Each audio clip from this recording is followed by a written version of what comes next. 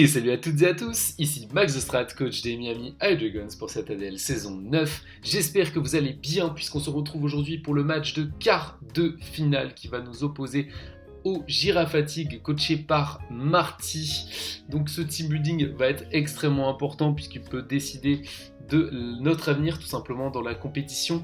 Marty donc qui venait de l'autre pool qui a plutôt bien performé, mais si je pense qu'il a quand même été un peu en dessous de ses standards par moment, il a failli pas se qualifier, et pourtant c'est un joueur extrêmement fort, extrêmement solide, que ce soit sur ses builds ou sur ses games, donc va falloir faire extrêmement attention parce que contre lui, la moindre erreur risque d'être fatale pour le coup, d'autant plus qu'il joue une draft extrêmement agressive, c'est un joueur en général plutôt de à chaud ou de semi-à-chaud, et il a fait honneur à sa réputation puisqu'il a choisi Roaring Moon, Genesect, donc il y a download, pas de nerf sur ce Genesect. Whiscash qui a Magic Boons et Flipter, donc super intéressant pour la gestion des hazards. Blacéphalon, Floatzel qui a Galvanize plus Hyper Voice. Kilowattrel qui a le Terra Crystal Fly et le Terra Crystal Ice. Alcremie, Mega Aérodactyle, Toxicro qui a quant à lui le Zen Move, Arboliva et Jinx avec No Guard pour notre Miss et Power Gem pour le coverage. Donc c'est une draft, vous le voyez, extrêmement forte offensivement. Défensivement, bon, c'est très compliqué, c'est le principe du Nacho, mais Marty sait très bien jouer autour de ça, donc on va pas trop faire attention défensivement. Offensivement, il y a Roaring Moon, Genesect, ça fait très peur. Blacéphalon, Kilowattrel, Mega Hero, tout ça c'est des Pokés qui sont terrifiants, qui sont très rapides, ça draft en un speed tier de malade mental. De toute façon, le nombre de Pokés qui sont supérieurs à 100, voilà, il y en a 1, 2, 3, 4, 5 Pokés qui ont au-dessus de 100, voire 6 avec Jinx, je crois que Jinx dépasse les 100, et on a Genesect à 99, donc autant dire que la guerre de la vitesse, on va clairement pas la gagner, on n'aura pas le speed control pendant cette game.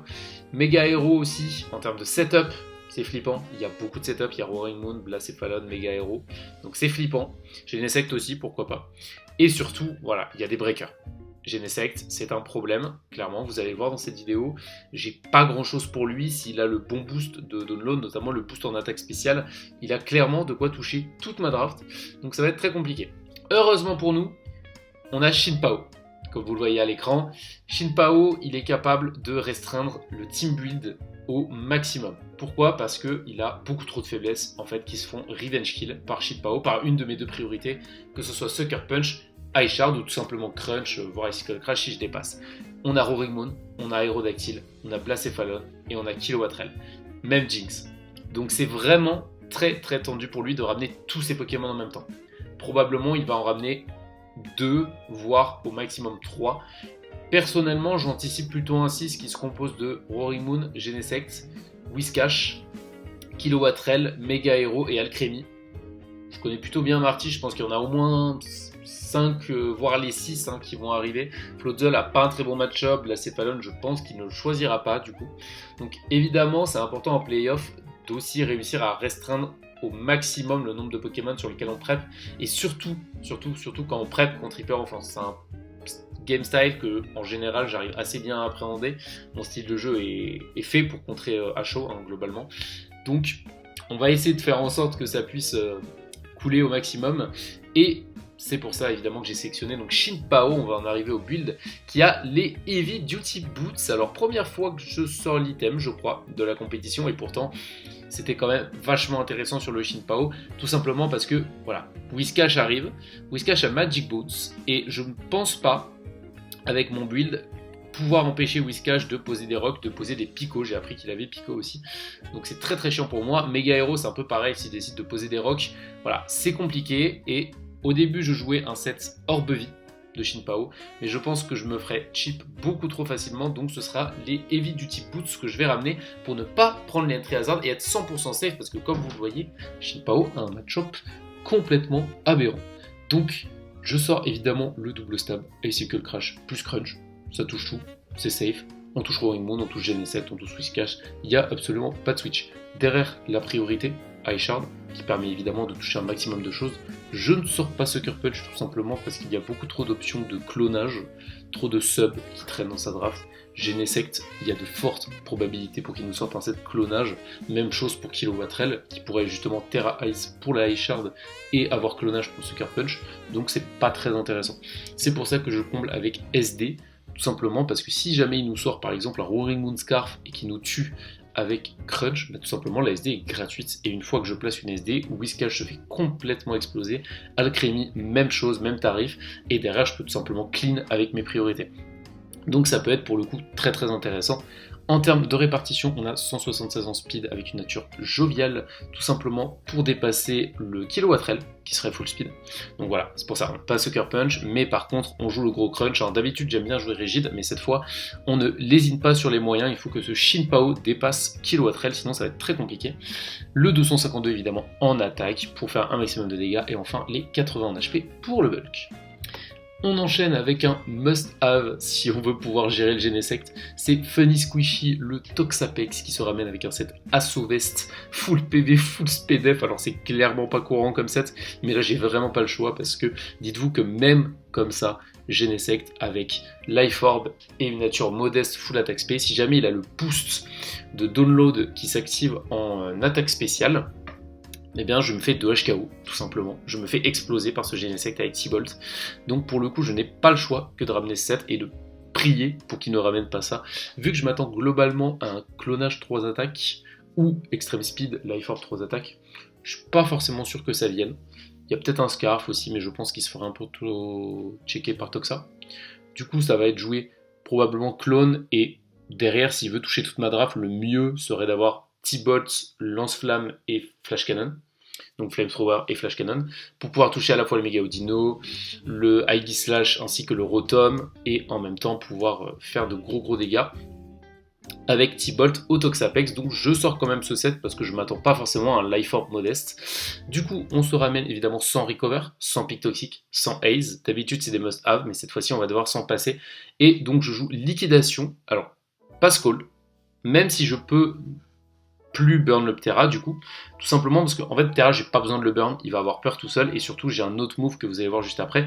Donc liquidation, ça me permet surtout de ne pas me faire exploser si jamais Blacéphallon arrive avec un set sub Calmine, je casse tous les subs, peu importe le nombre de plénitudes qu'il va pouvoir placer. Knock-off me permet d'enlever des rests à Whiscash et d'enlever pourquoi pas une Yacheberry aussi à Roaring Moon, Roaring Moon qui est assez gratuit sur Toxa, donc si je peux lui enlever sa Yacheberry qu'il va probablement ramener pour Shin Pao, ça peut être très intéressant. Derrière, on a Gungshot, histoire que le Alcremie Plénitude ne fasse pas trop de dégâts. Puis ça peut toucher aussi Roaring Moon, donc ça reste intéressant. Et enfin, j'ai Icy Wind, petit move un peu original, qui me permet justement de ne pas me faire sweep par Mega Aerodactyl DD et Roaring Moon également à placement. Les deux du coup seront complètement gérés grâce à Icy Wind, et ils pourront pas se setup sur moi, par exemple Roaring Moon qui me ferait un taunt, bah déjà, voilà, je n'ai pas d'attaque de statut, donc ça ne marcherait pas, et en plus je peux complètement l'empêcher, si jamais c'est un taunt plus DD avec la Yacheberry, bah, je peux complètement l'empêcher de faire ce qu'il veut. Je m'attends davantage à un set Jolock, justement, Jolock qui permet de trap kill, donc les pokés, et du coup derrière avec taunt ça fait un bon combo je pense pour choper le Toxapex ou le Audino. On verra bien, mais dans tous les cas, je pense que cette veste de combat voilà, qui gère Blacéphallon, ça gère potentiellement un petit Kilowattrel, ça gère pas trop mal, et ça gère voilà, le Genesect qui serait pas trop offensif. Juste un set full attack spé, ça le gère très bien. Donc on va espérer et prier pour que ce Toxa nous régale tout simplement. On continue avec un second Pokémon défensif, là il faut pas trop lésiner sur les moyens, c'est Let Him Cut, le Rotom-Mow qui se ramène avec un set Lefto, et vous le voyez pour une fois ce n'est pas le défogueur de l'équipe. J'ai beaucoup hésité, il avait défog pendant un très long moment, mais le problème de défog c'est que ça m'empêchait d'avoir tout le set en fait, tout simplement parce que j'ai 10 charges plus Leaf Storm, je voulais vraiment ce combo là, tout simplement parce que ça me permet de mettre sous pression le Whiscash. Je voulais pas avoir à bait toute la game le fait que j'ai Leaf Storm alors que je l'avais pas, parce que connaissant Marty, les très bons joueurs, s'ils voient que tu tapes jamais Leaf Storm, au bout d'un moment, ils peuvent se laisser tenter par un petit stay-in, et je voulais pas risquer ça. Donc on joue le Leaf Storm, la discharge me permet de choper une potentielle para qui serait très clutch sur le Roaring Moon, sur le Genesect, sur le Mega Aero, ça peut être très intéressant. Et derrière j'ai Toxic Protect. Toxic Protect c'est super bien parce que ça me permet de gérer complètement le Kilowattrel. Je m'attends à un Kilowattrel, évidemment Volt Absorb, qui du coup gérerait et Leaf Storm et Discharge, avec un petit set de clonage. Comme ça, évidemment, sur le Switch Audino, il peut setup comme il veut. Du coup, l'intérêt de ce set, c'est d'anticiper l'arrivée du Kilowattrel qui va être évidente dans un premier temps, de faire le petit Terrasteel, parce que le Terrasteel ça nous permet, vous allez voir, de faire des choses intéressantes, et du coup de mettre un Toxic à Skillwatrel qui va complètement le bloquer si jamais c'est un set sub, et si jamais il veut nous Volt Switch dessus, eh ben on peut faire directement le Protect en fait, même s'il fait clone, on fait juste Protect, comme ça nous gratte des petits dégâts gratuits de poison, et le Kilowattrel vous allez voir, eh ben, il fera rien, ça empêche aussi Aéro si jamais je veux pas risquer... Enfin, je veux pas tenter la proc discharge, je peux tenter tout simplement de faire un toxique sur le Roaring Moon ou un toxique sur le Mega Hero. Contre Alchemy Spedev, ça peut aussi être très intéressant, même chose pour Arboliva si jamais il vient. Donc c'est quand même une double option que je trouve très intéressante, c'est pour ça que je la voulais absolument et que j'ai préféré ne pas mettre des Fog. Derrière, en termes de répartition, c'est globalement une réparte orientée défensive physique. Hélas, ce Rotom va laisser le Genesect avoir son boost en attaque spéciale. Tant pis, c'est pas très grave. Si jamais il est Scarf, on pourra le bait avec les Protect aussi, c'est intéressant. Sur les Scarf, Scarf Blacéphalon aussi, qui jouerait avec Trick, tout ça, pour m'embêter, bah, ça le bloque très très bien. Donc ça peut être très intéressant. Le 252 en PV, plus les 156 en défense avec une nature bold, ça me permet notamment de pas me faire de HKO par Firefang de Mega Aerodactyl, justement grâce à Protect. Et c'est pour ça que je voulais absolument le move. Tout simplement, il me fait Firefang, je vais prendre un peu plus de 50%, et derrière, avec les récupérations de reste, la double récupération de reste, je vais tenir le deuxième Firefang. Donc ça, c'est super intéressant, puisqu'en plus, Rotomo, il kiffe pas... Aéro ne kiffe pas trop Rotom, donc en plus il voudra pas rester sur le terrain, je peux abuser du Toxic Protect sur l'intégralité de la draft. Le fait d'avoir le Terrasteel, ça me permet de pouvoir Toxic en anticipant sur le Whiscash. Pourquoi ? Parce que si jamais il fait Magic Boons, enfin si jamais il décide de Stain et que je fais Toxic sur le Magic Boons, bah, vu que je suis type acier, même si ça me le renvoie, je ne serai pas toxique. Et en plus de ça, évidemment, je gère le double stab de Mega Hero qui est Stone Edge et Dual Wing Beat. Donc ça, c'est parfait. C'est un Rotom qui est là pour Aéro et on a quand même 100 en Speed qui nous permettent de assez bien gérer le Kilowattrel si jamais il est Terra Glace. On enchaîne directement, toujours plus de défense. On se ramène avec Cure or Insecure, le Mega Odino, qui a un set bien différent de d'habitude, puisqu'il n'y a ni Wish, ni Protect, ni Support. Tout simplement parce que j'ai conditionné. Pendant la saison régulière, j'ai fait exprès, assez souvent, de juste sortir les meilleurs sets de mes Pokémon. Donc le Odino Wish Protect par exemple, même si je risquais de me faire taunt. On perd une game, on se fait exploser face à Kilimina à cause d'un Pokémon qui a Provoque. Palafin, une fois, m'a mis très mal sur le Toxapex à cause de Provoque. J'ai fait exprès parce que c'est des games que je pouvais me permettre de perdre aussi. Et c'est ce qui me permet de conditionner un peu mes adversaires. C'est-à-dire qu'ils se disent, bah, ça a marché une fois, ça a marché deux fois, ça a marché trois fois, ça va continuer à marcher. Du coup, Marty, c'est très probable qu'il me ramène, comme je vous l'ai dit, un set Taunt de Roaring Moon, ou Taunt sur d'autres Pokémon. Et du coup, le fait d'avoir autant conditionné, bah, ça fait que ce Odino Calmine, en fait, il a beaucoup de sens. Parce que là où il va se dire, tranquille, je vais Taunt, et ben en fait, pas du tout, parce que c'est un set qui a Calmine. Alors, certes, la Calmine ne marche pas avec Taunt, mais j'ai Training Kiss directement pour mettre la pression et pouvoir récupérer de la vie. Donc le Roaring Moon ne fera pas grand-chose. Et derrière, j'ai T-Bolt qui me permet de toucher très bien le Mega Hero, et enfin Flamethrower qui me permet de démolir le Genesect. C'est un set qui peut surprendre, notamment un Kilowattrel qui voudrait poser un clone. Si jamais il pose un clone et qu'il se dit bah tranquille, je peux le bourrer, de toute façon il va me faire que des wish, bah moi je peux faire plénitude et ça va le mettre sous pression d'un coup. Ça peut le pousser à l'envoyer Genesect sur une anticipation Flamethrower, ça peut le pousser à faire des erreurs dans tous les cas. Et moi, ça me régale. Donc c'est pour ça que je joue ce Odino là. C'est un Odino qui est avant tout là pour mettre la pression. Même s'il n'a pas de recovery, j'essaierai du mieux possible de ne pas méga évoluer afin de conserver le Regiforce le plus longtemps possible, parce que c'est très intéressant, mais ça se fait week-end assez vite, surtout contre une équipe aussi offensive. Donc on verra. Dans tous les cas, c'est un Odino qui ne va pas sweep. Hein, j'avertis d'avance parce que Alcremie le gère, Whiscash s'il se ramène full speed ça le gère plutôt bien aussi. Placéphalon, bon c'est un peu compliqué. Donc c'est pas un set qui a vocation à sweep, mais c'est un set qui a vocation à vraiment surprendre et à emmerder au maximum les switches en fait de Marty tout simplement. Concernant la répartition, c'est un 252 EV en PV avec 160 en def, et j'ai fait exprès d'avoir ce 160 en def parce que comme vous le voyez, j'ai plus de défense spéciale avec la nature calme et les 80 EV que j'ai mis en SPDF. Ce qui permet en fait à Genesect de se booster en attaque et pas en attaque spéciale, ce qui permet justement à mon Odino de tranquillement, enfin mon Toxapex plutôt, de tranquillement venir et de le checker, puisqu'il n'aura pas son booster d'attaque spéciale, donc autant vous dire que les dégâts sont négatifs.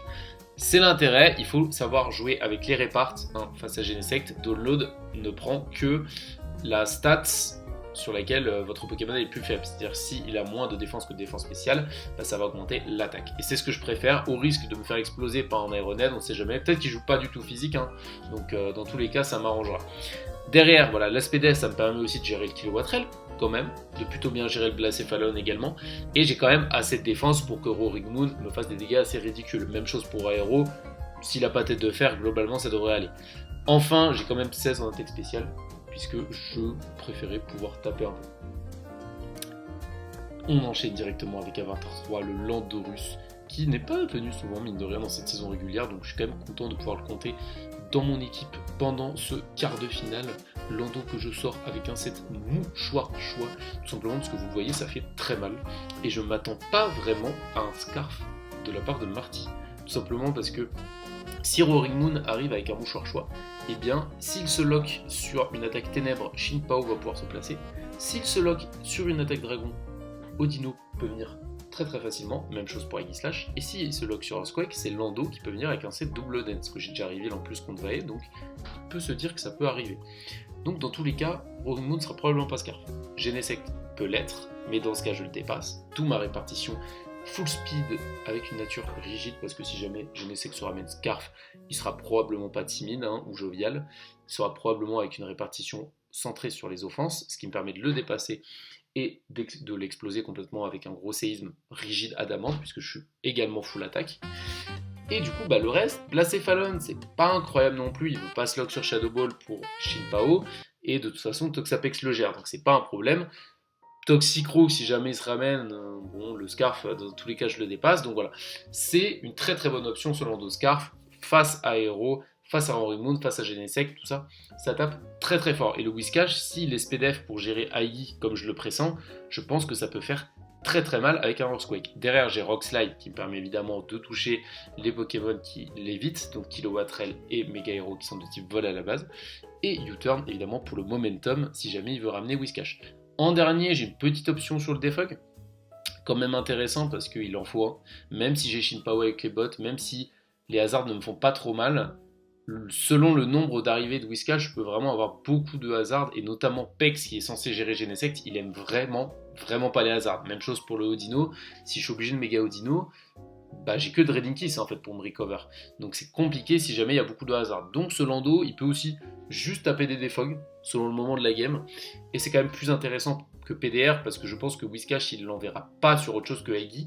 Donc dans tous les cas, j'aurai pas trop de moments où je peux taper PDR parce qu'il risque d'être là très très longtemps dans la partie Whiscash, je pense, puisque Aigui, vous allez le voir, a un set très particulier que je vais vous présenter immédiatement.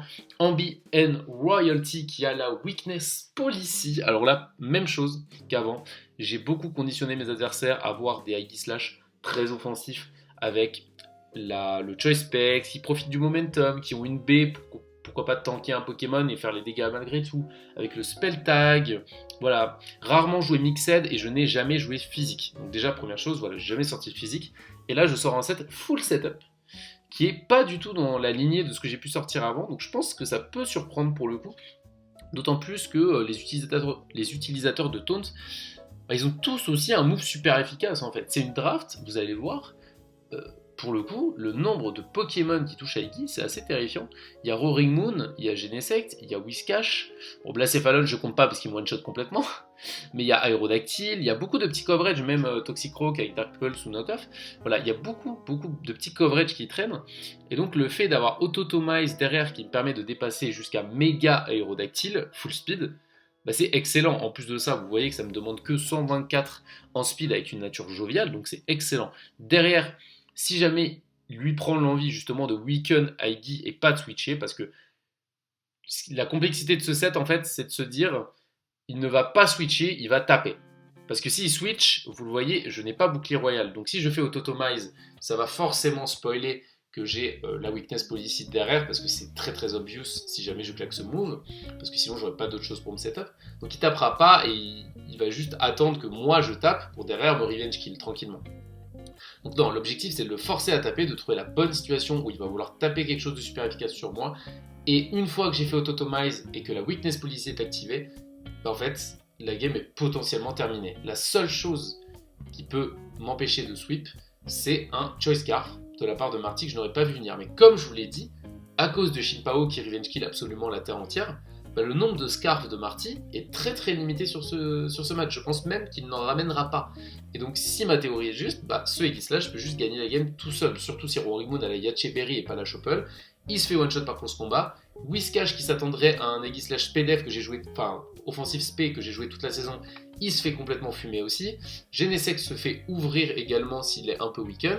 Et derrière le reste, ça va y passer aussi. J'ai même pas besoin d'une priorité. Terra se fait complètement démolir par Ironhead. Et Alcremie également. Alcremie c'est potentiellement le meilleur setup et c'est pour ça que j'ai joué ce set. Parce que s'il veut juste anticiper Ivy et faire Mystical Fire, ça peut être super intéressant pour mon setup, d'autant plus parce qu'il va se dire justement que je vais probablement jouer spécial comme j'ai toujours joué. Non, c'est un Iggy offensif, full setup, et c'est potentiellement une de mes meilleures, si ce n'est ma meilleure weekend après Shin Pao. Donc j'ai vraiment hâte de voir si ça peut marcher. Je pense pas forcément que ça va sweep, parce que bon, faut toujours se préparer au pire.